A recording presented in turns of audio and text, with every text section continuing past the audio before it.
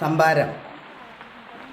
ചുവന്നുള്ളി ഒരു 4 എണ്ണം, ഒരു 5-6 ചൂഞ്ഞി മുളക്, പിന്നെ കറിവേപ്പില 2 തണ്ട് പൊട്ടിച്ചിട്ട് ഇതിലിടുക. അത് കഴിഞ്ഞിട്ട് ഒന്ന് അരയ്ക്കുക.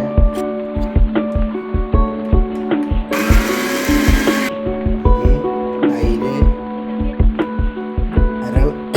അര ഗ്ലാസ് തൈര് ഒഴിക്കുക.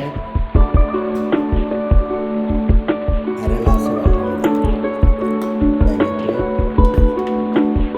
ഒന്ന് അടിക്കുക.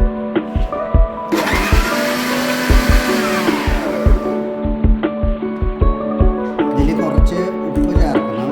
ഒരു സ്പൂണിൽ കുറച്ച് ഉപ്പ് ചേർത്തിട്ട് ഇളക്കുക. അതിന് ശേഷം ഇത് ഗ്ലാസ്സിലേക്ക് ഇതന്നെ കഴിച്ച് നോക്കുക.